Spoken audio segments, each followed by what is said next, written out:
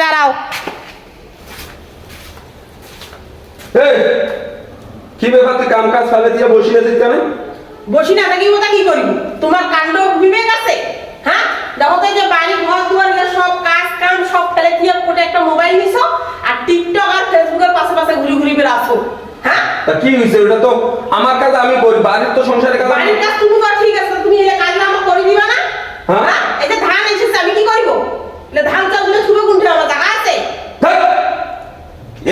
এতগুলা রুম পড়ি আছে, ধান চাউলের থুয়ার জায়গা নাই। যাইদিনি আছে না এগুলা ধরা? যাইদিনি আছে না? আমি কোনো কাজ করিব না। এই যে আমি করছি, কাজ কাম সব বন্ধ, রান্না বান্না বন্ধ, পাইলে হোটেল কিনে খাইও।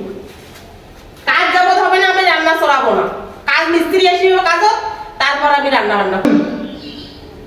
এই মুই একটা বেড়ে যাই, মোর একটা কাজ আছে, তুই মো ভাত রান্না তাড়াতাড়ি ব্যবস্থা কর। আমি পাবো না রান্না করি না, কোনো রান্না বান্না হবে না। তুমি আমার কাজ করে দিবা কিনা দিবা আমাকে একটু কথা দাও। ভাত রান্না তো তার আরে যা, কাম ফেলে কি আমার ভাত রান্না করে বসো তুমি? কোনো ভাত হবে না। মেহমান আসবে এই কুরবানিদের পর, কাজেই কোনো মিস্ত্রি আসবে না, আমার কথা দাও। আরে এই সাইড না, হবে না। আরে এটা কোনো সাইড হবে না।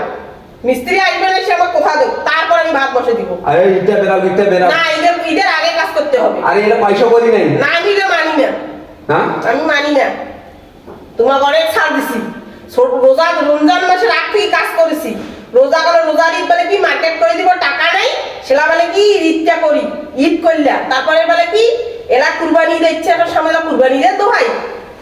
আমি মুই আপনি ইটা বেরাও, ইটা পরে একটা না, টাকা আমি একটা টাকা পাবো। না, তোমার ওইটা দুইয়া আমি শুনতে চাই না। তুমি অনেক কাজ দিয়া করছো, আইছোটা কি? এটা সাইড, ওইটা সাইড বলতে না, আমি ছাড়িব না। বলতেছে সাইড দাও। না, ওদের এটা বড় বাড়াবাড়ি হয়ে যাচ্ছে। হোক বাড়াবাড়ি, আমি অনেক ছাড় দিছি। আরে মাইসি দেখলে কি করবে? সাইড দাও। মানুষের দেখে কি মানে আমার বাড়ি ঘর ধরুন করে পড়িয়েছে, মানুষের আমি খাই নাকি? মানুষের আমি ধারি?